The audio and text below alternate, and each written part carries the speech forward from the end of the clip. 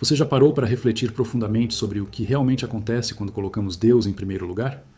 Essa atitude, que muitas vezes é tratada de forma simbólica ou apenas mencionada em frases prontas, tem o poder de reorganizar completamente a maneira como enxergamos a vida. Não se trata apenas de uma prioridade no papel, mas de uma transformação real, vivida no cotidiano, onde Deus passa a ser o centro de tudo, das nossas escolhas, do nosso tempo, dos nossos sonhos e do nosso coração.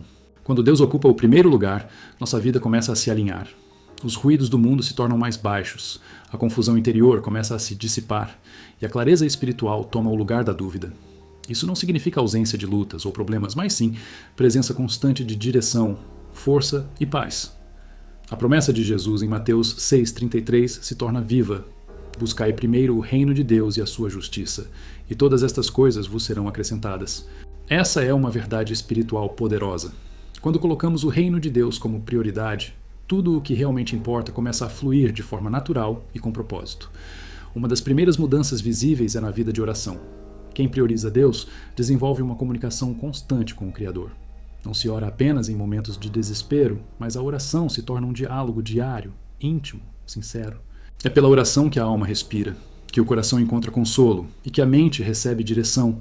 A oração nos fortalece diante das tentações, nos dá discernimento nas decisões e nos conecta com o amor do Pai. Além disso, cresce em nós um desejo intenso pela palavra de Deus. A Bíblia deixa de ser um livro distante e se transforma em alimento diário. Começamos a buscar respostas nela, e mais do que isso, passamos a entender que ali está a sabedoria eterna capaz de guiar cada passo da nossa jornada. Com Deus em primeiro lugar, algo surpreendente acontece. Experimentamos uma paz que não depende das circunstâncias. Mesmo em meio ao caos, sentimos tranquilidade. Mesmo diante de desafios, encontramos descanso. Isso porque a paz de Deus excede o entendimento humano. É uma paz que guarda o coração e a mente em Cristo Jesus. Além disso, ganhamos clareza de propósito. Passamos a compreender que fomos criados com um chamado, com uma missão, com algo maior do que simplesmente existir. Vivemos não mais por impulso ou por interesses passageiros, mas por propósito eterno. Isso nos livra da ansiedade do o que eu devo fazer da minha vida e nos conduz à convicção de que Deus tem um plano e que esse plano é bom, perfeito e agradável.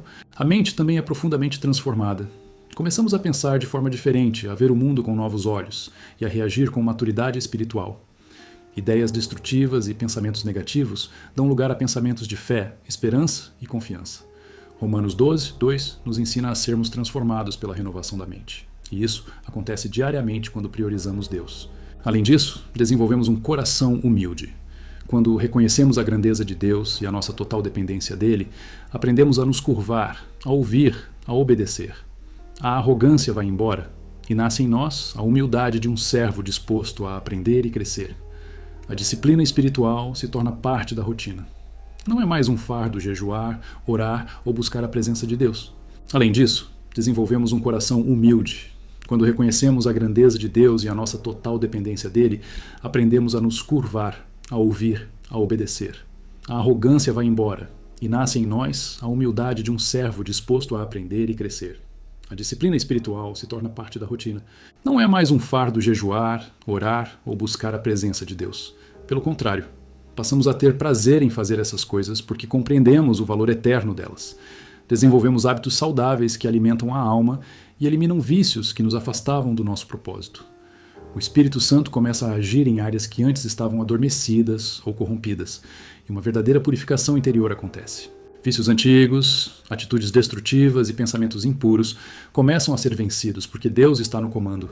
Com Deus no centro, a santidade passa a ser uma busca real. Não queremos mais viver no erro, no engano ou no pecado.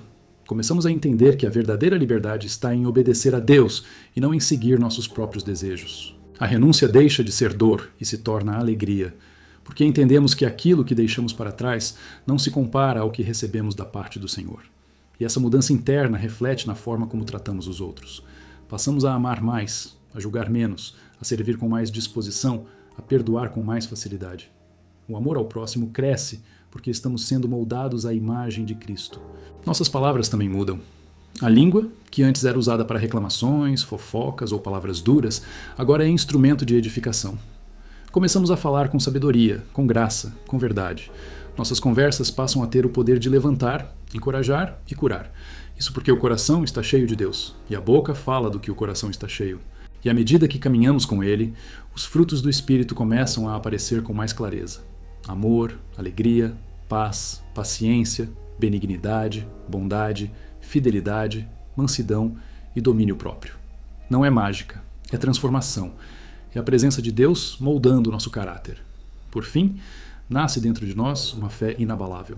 Aquele que anda com Deus não é destruído pela tempestade. Ele pode até ser sacudido, mas não é derrubado. Ele pode chorar, mas não perde a esperança. Sua fé não depende do que vê, mas do que crê. E essa fé move montanhas, sustenta em tempos difíceis e ilumina caminhos escuros. É a fé daquele que sabe em quem tem crido e que está certo de que Deus é fiel para completar a boa obra que começou. Quando colocamos Deus em primeiro lugar, tudo começa a se alinhar. Nossas emoções encontram equilíbrio, nossos pensamentos ganham direção, nossos passos se tornam mais firmes, as decisões são mais conscientes, os relacionamentos mais saudáveis, a vida mais leve e significativa. Não porque os problemas desaparecem, mas porque agora temos um alicerce sólido sobre o qual construir tudo. E quando o fundamento é Cristo, nada pode nos abalar. Se você quer ver mudança verdadeira na sua vida, comece por esse passo. Coloque Deus em primeiro lugar. Busque-o de coração. Ore com sinceridade. Leia a palavra com fome. Obedeça mesmo quando for difícil. Priorize as coisas do alto. E você verá o céu se abrir sobre sua história. Deus não quer ser o último a ser consultado. Ele quer ser o primeiro a ser buscado. E quando Ele ocupa o centro, tudo se reorganiza. Tudo se encaixa. Tudo se alinha. Colocar Deus em primeiro lugar não é apenas uma escolha religiosa. É uma decisão de vida. É escolher a direção em vez da confusão, a paz em vez do medo, o propósito em vez do vazio. É escolher viver com sentido, com verdade e com profundidade. Quando Deus está no centro, tudo se alinha. Não porque tudo fica perfeito, mas porque passamos a enxergar com os olhos da fé e caminhar com a segurança de quem confia no Pai. Talvez você esteja procurando mudança, direção, cura ou sentido. A resposta pode estar em algo muito simples, mas profundamente poderoso. Voltar-se para Deus com todo o coração. Não apenas com palavras, mas com atitudes, com entrega, com sinceridade. A sua transformação começa quando você tira tudo o que ocupa o lugar de Deus e o coloca no trono do seu coração. Hoje é o dia de decidir viver uma vida alinhada, não mais dividida, confusa ou instável, mas uma vida firme, direcionada pelo Espírito e sustentada pela palavra. Coloque Deus em primeiro lugar e observe. Sua vida vai se alinhar.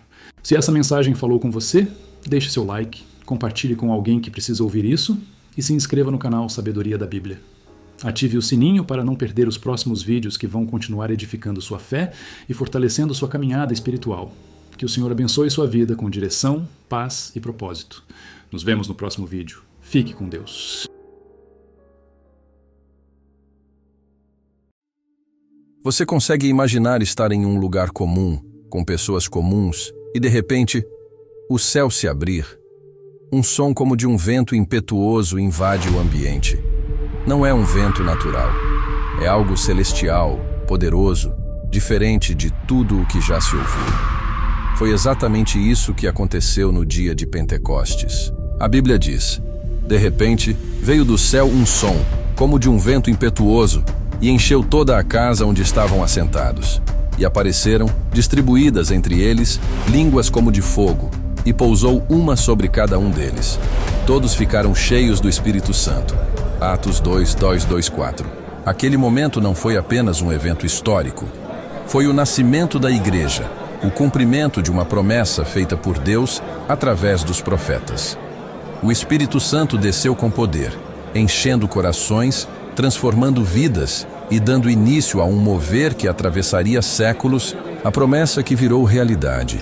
O que havia sido dito por Jesus em João 14 e confirmado em Lucas 24:49, agora se cumpria diante dos olhos dos discípulos.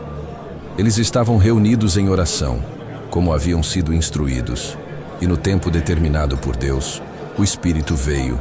Aquilo não foi apenas uma manifestação espiritual, foi o céu invadindo a terra. Foi o início de uma nova era, a Era do Espírito. Até então, a atuação do Espírito Santo era pontual e direcionada a pessoas específicas, como profetas, reis e juízes. Mas agora, ele estava sendo derramado sobre todos os que criam, sem distinção de idade, gênero, classe ou nacionalidade. Pedro, ao ver a multidão se reunindo, cheia de espanto e dúvida, levantou-se e, inspirado pelo Espírito, fez uma das pregações mais impactantes da história. Ele declarou: "Isto é o que foi dito pelo profeta Joel. E acontecerá nos últimos dias, diz Deus, que do meu Espírito derramarei sobre toda a carne. Os vossos filhos e as vossas filhas profetizarão. Os vossos jovens terão visões. Os vossos velhos sonharão sonhos." Atos 2:17. Era o cumprimento de uma profecia antiga. O tempo havia chegado. O Espírito agora estava disponível para todos. Um mover que alcança todas as nações. O texto de Atos 2 enfatiza um detalhe poderoso. Pessoas de várias nações estavam em Jerusalém naquele dia, e cada uma ouviu os discípulos falarem em sua própria língua. Era como se Deus estivesse dizendo: "Esta mensagem não é só para um povo, é para todos os povos. Esta promessa não é só para Israel, é para todas as nações da terra." O Espírito Santo unificou o que o pecado havia separado. Onde antes havia divisão de línguas e culturas, agora havia unidade através do Espírito. Era o início do plano de Deus de alcançar o mundo inteiro com o Evangelho. Não é por acaso que os discípulos começaram a falar em línguas que eles mesmos não conheciam. Foi um sinal de que Deus estava removendo todas as barreiras para que o seu amor fosse proclamado até os confins da terra. Uma mensagem de arrependimento e esperança. Quando Pedro terminou de pregar, a resposta do povo foi imediata. "Que faremos, irmãos?" Atos 2:37. Eles estavam tocados, quebrantados, conscientes de que haviam rejeitado o Messias prometido.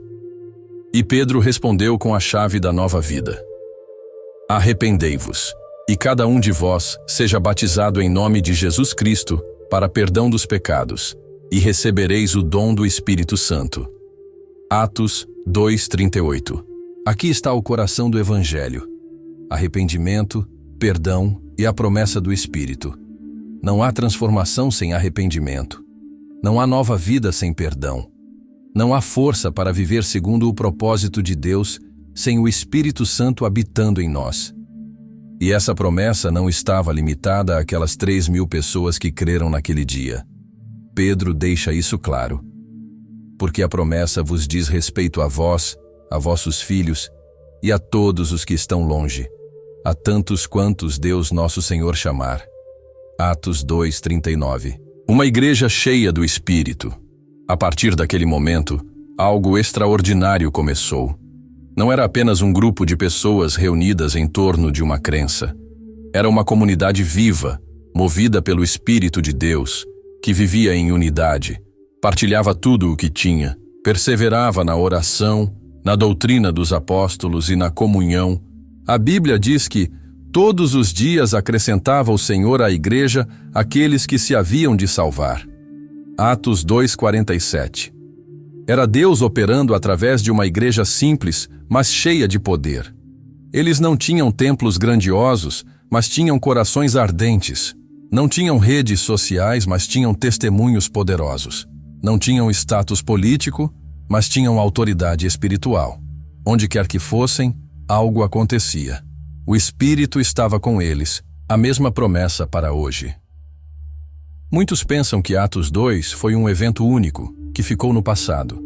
Mas a verdade é que a promessa continua viva. O Espírito ainda se move. Ele ainda enche corações. Ele ainda transforma vidas. O mesmo fogo que desceu naquele dia ainda pode arder dentro de você.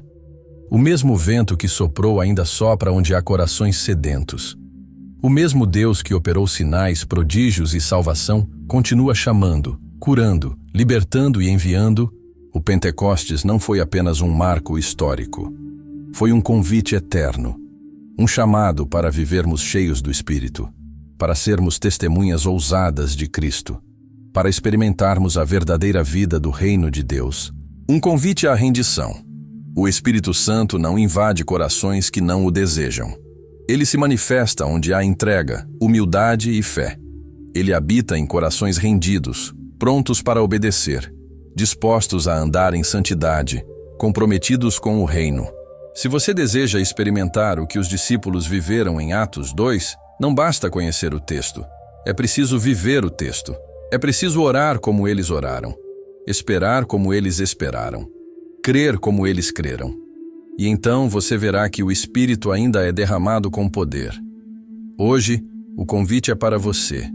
Arrependa-se, busque ao Senhor com sinceridade, peça para ser cheio do Espírito e esteja pronto para ser transformado por completo, porque quando o Espírito Santo desce, nada fica igual. O natural é invadido pelo sobrenatural. O medo dá lugar à ousadia. O silêncio é substituído por louvor. E o céu toca a terra mais uma vez. O Espírito ainda sopra. Atos capítulo 2 não é apenas um registro antigo. É um espelho que nos mostra o que a igreja foi chamada para ser. Uma comunidade viva, cheia do Espírito, movida por fé e ousadia. É um convite para todo aquele que deseja viver além da religiosidade, além das estruturas humanas e mergulhar naquilo que Deus tem de mais profundo. O mesmo fogo que ardeu sobre os discípulos ainda está acessível. O mesmo vento que encheu aquela casa ainda sopra sobre corações dispostos. O mesmo Espírito que capacitou homens comuns a impactarem o mundo está hoje à disposição de todos os que creem. Mas a pergunta continua ecoando. Você está pronto? Pronto para se arrepender? Pronto para abrir mão do controle? Pronto para ser cheio do Espírito? Pronto para ser uma testemunha viva do poder de Deus? Não deixe que o Pentecostes fique apenas no passado. Viva-o hoje. Busque-o com sinceridade. Clame com fervor. E o Deus que não muda responderá, porque o céu ainda se abre. O Espírito ainda é derramado. E os corações rendidos ainda são transformados. Que você não apenas leia sobre Atos 2, mas que viva o seu próprio Pentecostes. E que, cheio do Espírito, seja instrumento de Deus para incendiar outros com a chama que vem do alto. O Espírito ainda sopra e Ele quer soprar sobre você. E se essa mensagem falou ao seu coração, se o Espírito Santo tocou você de alguma forma através da palavra, não guarde isso só para você. Curta o vídeo, compartilhe com alguém que precisa ouvir essa verdade e não se esqueça de se inscrever aqui no canal Sabedoria da Bíblia. Ative o sininho para não perder nenhum conteúdo que edifica, transforma e renova a sua fé. Aqui, a palavra é viva. E juntos, vamos crescer em sabedoria, fé e comunhão com Deus. Que o Senhor te abençoe poderosamente e que o Espírito continue soprando sobre a sua vida. Até o próximo vídeo.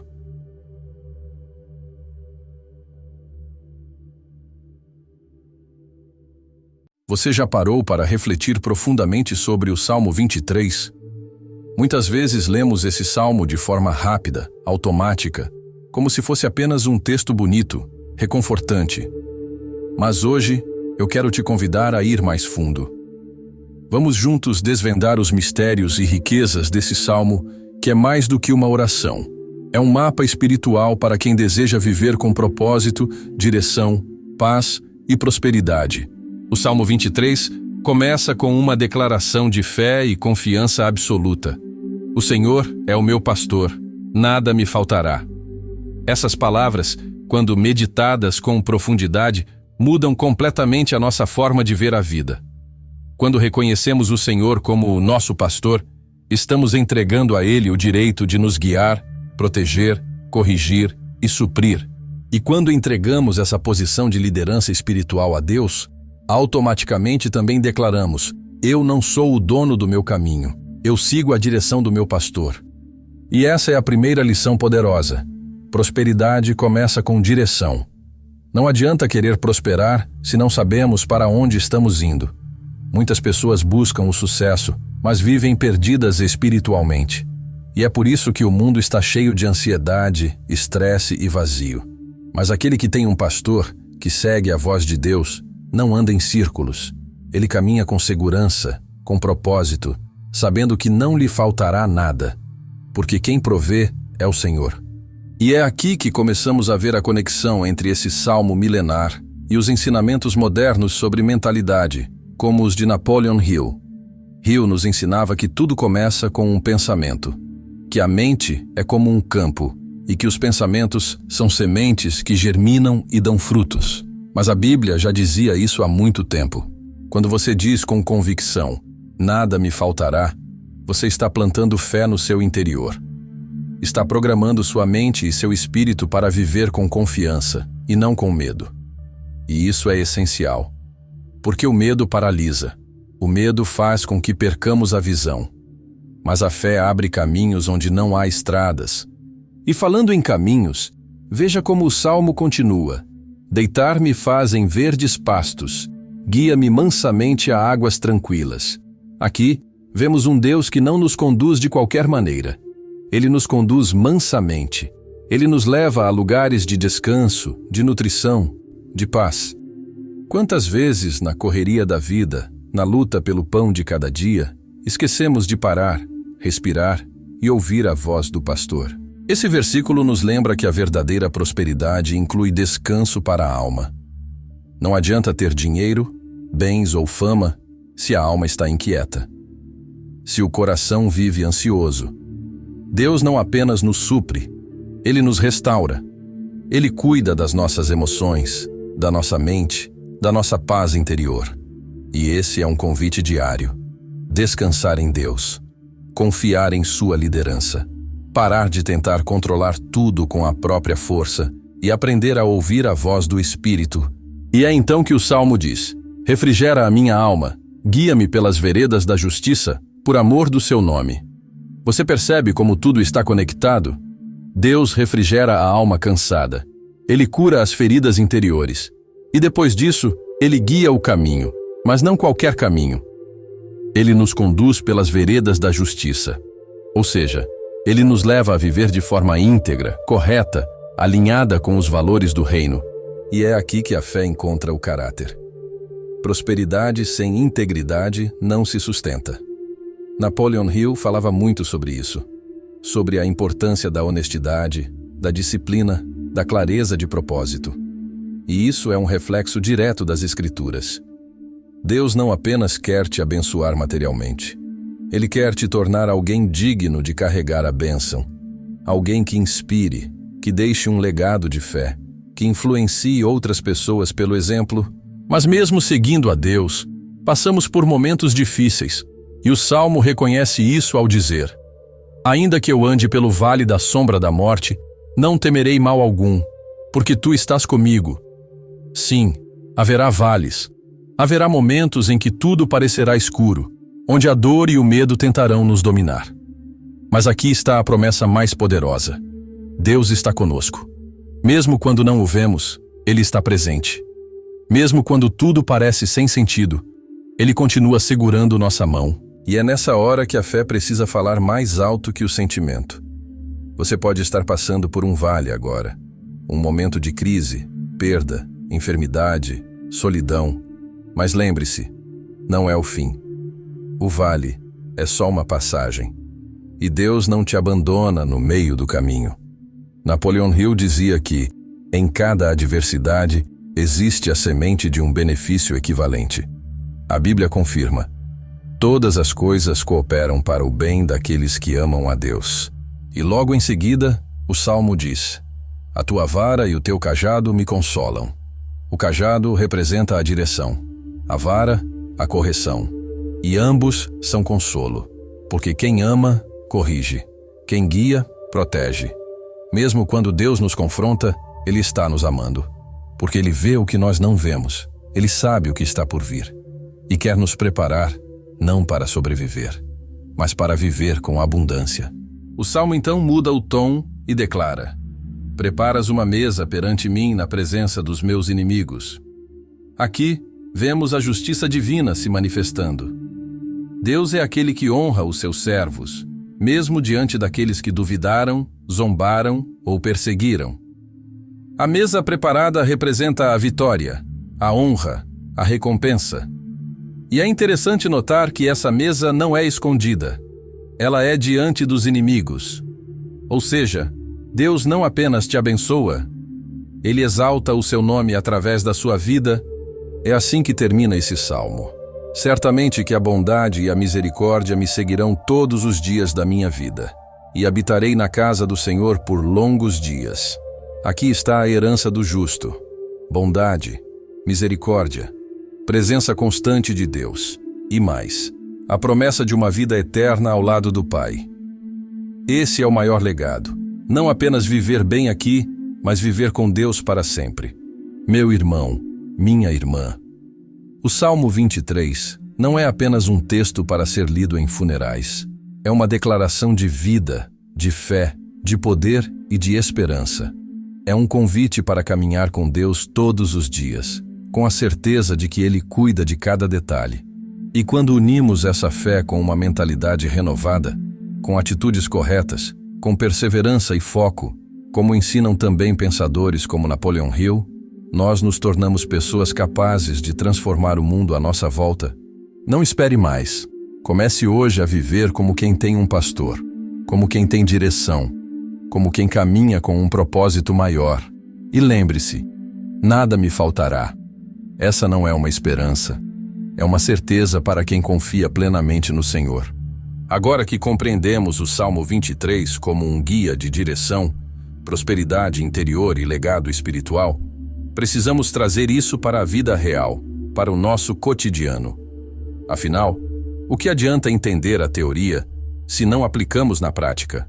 Vamos começar pela declaração de fé que está embutida em cada versículo. O salmista Davi não apenas acredita em Deus, ele confia. Ele vive como quem tem certeza. E essa certeza é algo raro nos dias de hoje. Vivemos em uma geração marcada pela dúvida, pela oscilação emocional, pela insegurança em relação ao futuro. Mas o Salmo 23 nos chama para uma postura diferente.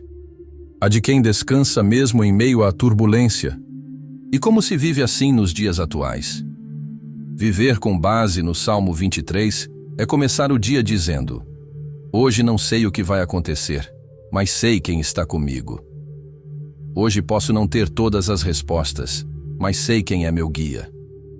Hoje talvez falte dinheiro na conta, mas nada me faltará, porque o Senhor é meu pastor. Esse tipo de mentalidade muda tudo. Ela ressignifica os desafios. Você não vê mais problemas como barreiras definitivas, mas como parte do caminho, como o vale da sombra da morte, que não é o fim, mas uma travessia.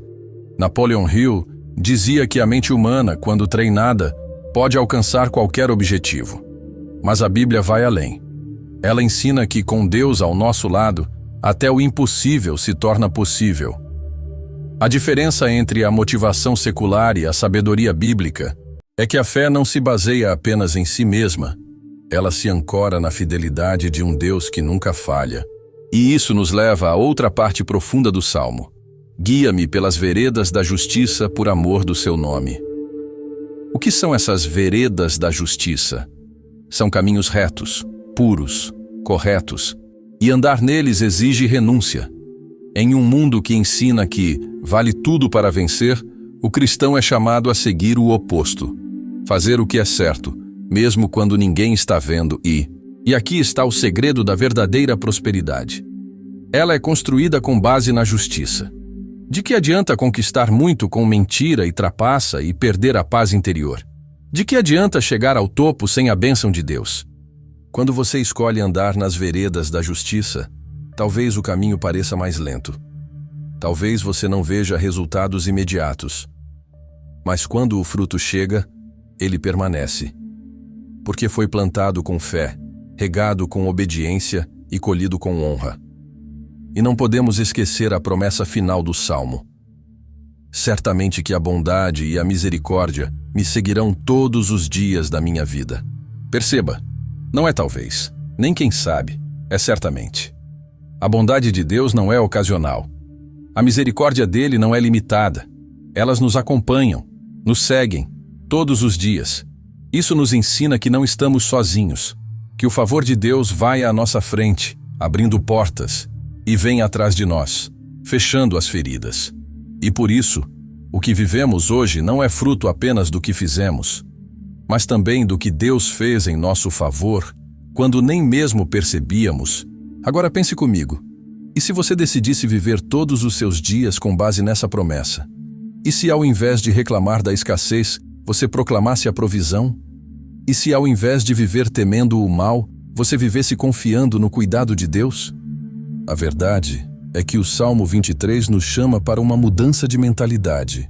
É hora de deixar para trás a mente presa no medo, na escassez, no passado de dor, e começar a viver com os olhos fixos no pastor que nos guia, que prepara a mesa, que unge a cabeça, que faz o cálice transbordar, e mais, que nos convida a habitar em sua casa para sempre.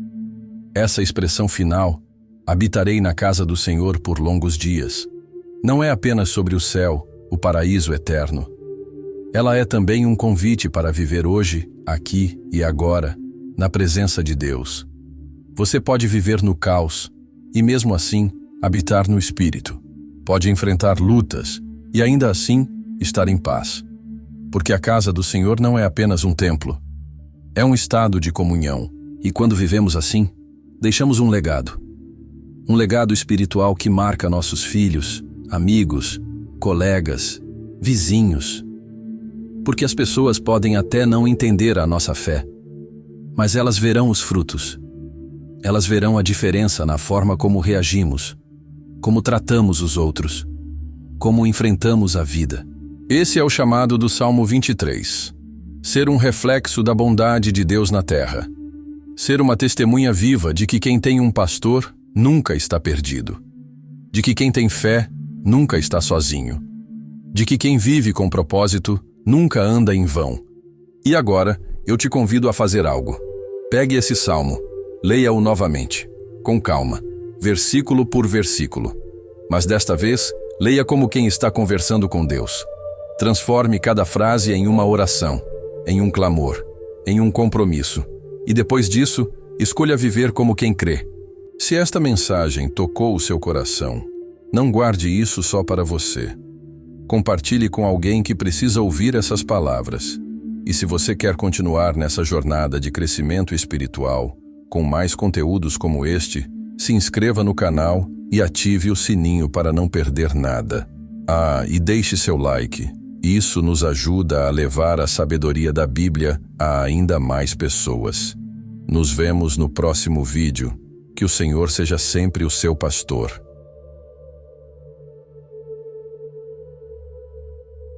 Você já se sentiu travado financeiramente, como se algo invisível estivesse impedindo o fluxo da prosperidade na sua vida? Já teve a sensação de que trabalha, se esforça, faz tudo o que pode, mas mesmo assim as portas da abundância continuam fechadas? E se eu te dissesse que existe um salmo na Bíblia que carrega um código espiritual poderoso, capaz de desbloquear riquezas e transformar a sua vida financeira e emocional? Hoje, vamos mergulhar em um dos textos mais fortes das Escrituras sobre prosperidade. E, além disso, vamos conectar essa sabedoria bíblica com os ensinamentos de um dos maiores estudiosos da mente humana e da abundância, Napoleon Hill, autor do clássico Pense e Enriqueça. Prepare-se para conhecer o Salmo 112, uma chave divina que abre portas invisíveis, derruba barreiras mentais e traz alinhamento entre o céu e a terra. Se você aplicar o que aprender aqui com fé, disciplina e ação, sua vida nunca mais será a mesma. Antes de qualquer coisa, precisamos entender o que a Bíblia realmente diz sobre riqueza. Muitas pessoas acreditam que a fé cristã é incompatível com prosperidade material, mas isso é um erro. A Bíblia não condena a riqueza, mas sim o amor desordenado ao dinheiro. A verdadeira prosperidade bíblica está ligada à sabedoria, justiça, generosidade e a um coração alinhado com os propósitos de Deus. Em Provérbios 10:22 está escrito: a bênção do Senhor é que enriquece e Ele não acrescenta dores. Isso significa que a riqueza que vem de Deus é acompanhada de paz, equilíbrio, propósito e plenitude. Não há culpa, medo ou destruição nela. A bênção é neste espírito que nos voltamos para o Salmo 112. Este salmo é um verdadeiro manifesto de prosperidade, um retrato do homem ou da mulher que teme ao Senhor, vive com retidão e colhe os frutos dessa fidelidade. Ele começa com a seguinte declaração: Aleluia! Bem-aventurado o homem que teme ao Senhor, que em seus mandamentos tem grande prazer. A sua descendência será poderosa na terra, será abençoada a geração dos justos. Bens e riquezas haverá na sua casa, e a sua justiça permanece para sempre. Esta passagem já nos mostra que a fé verdadeira não apenas transforma a vida interior da pessoa, mas também se manifesta em bênçãos materiais, estabilidade familiar, reconhecimento público e autoridade espiritual. Mas por que este salmo é tão poderoso? Porque ele apresenta uma fórmula espiritual para atrair aquilo que muitas pessoas passam a vida buscando em vão: prosperidade com propósito. O segredo não está apenas em desejar riqueza, mas em viver com temor ao Senhor, ou seja, com reverência, obediência e amor à palavra de Deus. Quando uma pessoa tem prazer em seguir os mandamentos divinos, ela entra em uma sintonia com o reino de Deus, onde tudo flui de forma natural. O Salmo 112 também enfatiza que essa pessoa é generosa, empresta com boa vontade, conduz seus negócios com justiça, não teme más notícias e permanece firme mesmo nas tribulações. Ela é um farol em meio às trevas e influencia tudo ao seu redor. Agora, se conectarmos esse salmo com os ensinamentos de Napoleon Hill, veremos algo surpreendente. Hill escreveu que tudo o que a mente humana pode conceber e acreditar, ela pode conquistar. Ele estudou a vida de centenas de milionários, inclusive Andrew Carnegie, Henry Ford e Thomas Edison, e percebeu que todos eles tinham algo em comum: uma fé inabalável, um propósito definido, persistência e uma mentalidade de abundância. Hill falava sobre a importância da visualização, da repetição de afirmações positivas, do controle do pensamento e da ação disciplinada. Quando comparamos isso com o Salmo 112, percebemos que a Bíblia já ensinava esses princípios muito antes.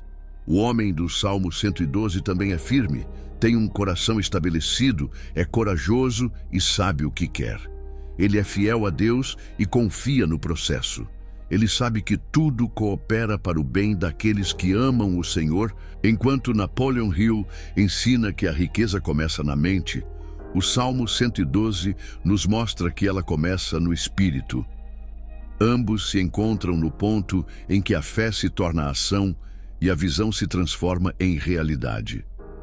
Um homem que teme a Deus e pratica os princípios espirituais descritos no Salmo 112, naturalmente atrairá oportunidades, conexões e ideias prósperas. Ele não se desespera em tempos difíceis, pois sabe que sua fonte não é o sistema humano, mas o próprio Deus. Esse homem ou mulher não vive de aparência, mas de essência. Ele não é guiado pelo medo, mas pela confiança em promessas eternas. Ele não corre atrás do dinheiro, é o dinheiro que corre atrás dele, porque ele é canal de bênçãos. Mas como aplicar esse salmo na prática? Primeiro, comece lendo o Salmo 112 em voz alta todos os dias pela manhã. Não apenas leia, declare com fé. Transforme cada versículo em oração.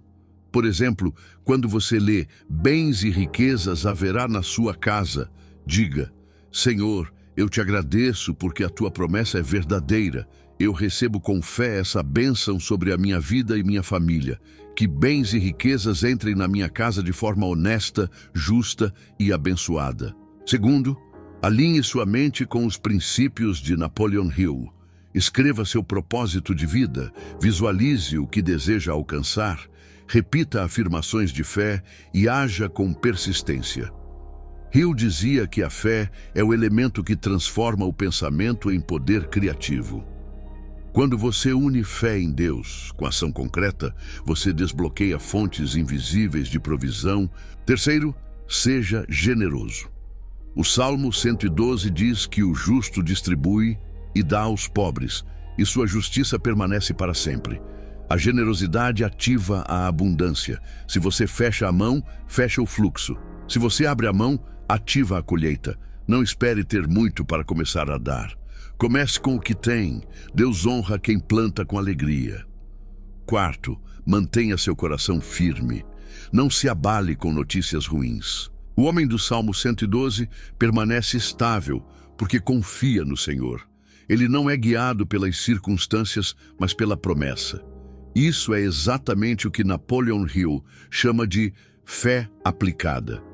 Ele dizia que quem crê verdadeiramente não recua diante das dificuldades, mas avança com coragem, mesmo quando tudo parece contrário. Além disso, entenda que há uma diferença entre riqueza material e prosperidade espiritual.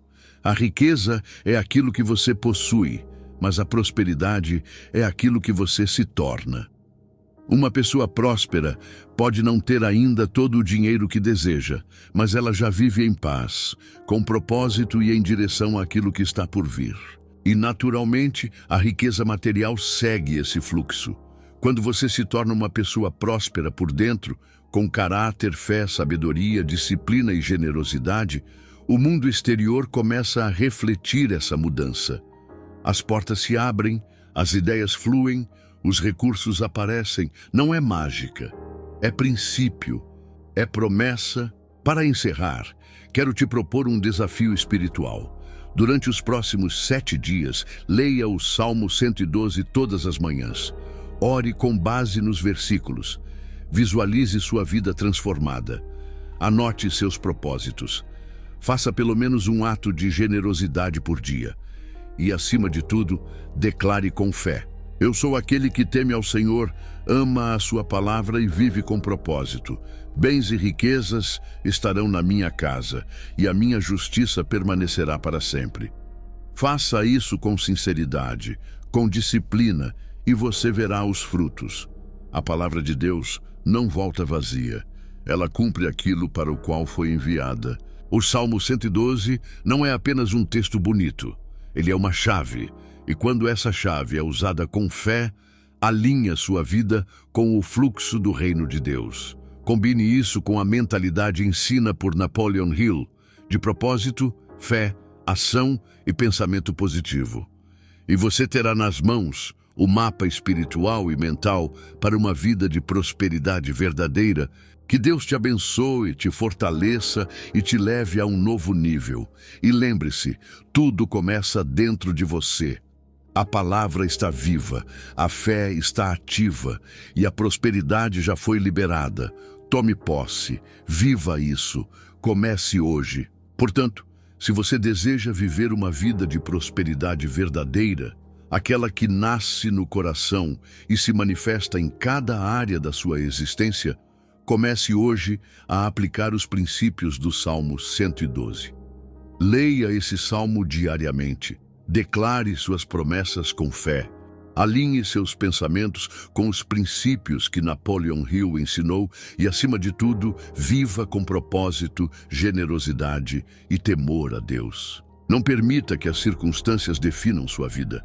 Seja guiado pela palavra, pela fé e pela certeza de que Deus tem prazer em abençoar os que o buscam de todo o coração. E se você gostou deste conteúdo, não se esqueça de deixar o seu like. Isso ajuda muito o canal a crescer e alcançar ainda mais pessoas com essa mensagem de fé e transformação.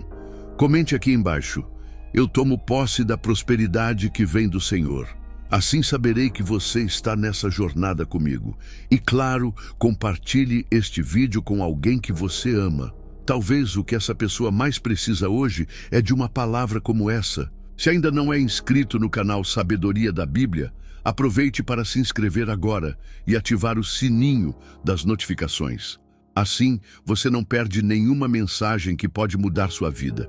Que Deus te abençoe poderosamente e até o próximo vídeo. Shalom.